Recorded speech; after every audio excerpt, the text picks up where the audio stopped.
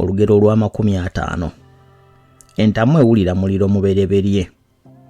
Amagezi n'amaanyi omuntu gassa ku muliro ng'agutandika ge gamusobozesa okukola obulungi, kubanga n'entamu bw'etawera mu muliro ng'otandika okufumba emmere tejja bulungi.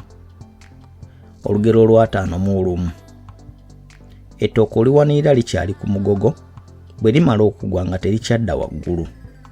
Ebintu byonna tusaana okubirabiriranga nga tebinnaba kwonooneka. Olugero lwa 52. Eyeesitukidde tanywa matabangufu. Ente bw'esobola okutuuka ku muggo oba awalala awali amazzi, yeenoonyeza awali amazzi amalungi n'enywawo. N'omuntu bwe yeetuukira ku luzzi yeesenera amazzi amalungi okusinga oyo atuma obutumi. Ne ku bintu ebirala bwe kitera okuba. Omuntu akola ku kikya kirongoosa okusinga abakozi obukozi. Olugero lwa 53. Ezinaabala teziranda ggobe. Empindi ezinaabala tezitandikirawo. N'ekintu ekinaaba ekirungi oba eky'omugaso tekirabikirawo. Olugero lwa 54.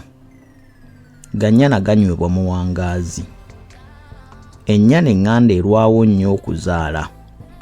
Ebintu byonna ebikula empola oba ebikolerwa ebbanga eddene nabyo birwawo okuvaamu omugaso. Olugero lwa 55.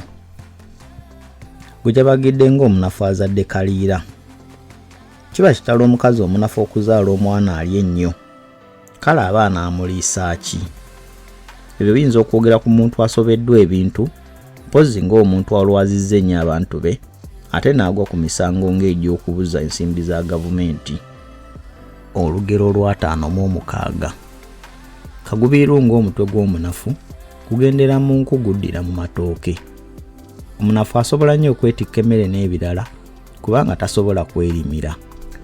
Olugero lwa 57. Kalonda ng'omusiri gw'omunafu, kasooli, ebinyeebwa, ebijanjaalo n'ebirala byonna asiga omwo kubanga buli kintu tasobola kirimira musiri gwakyo.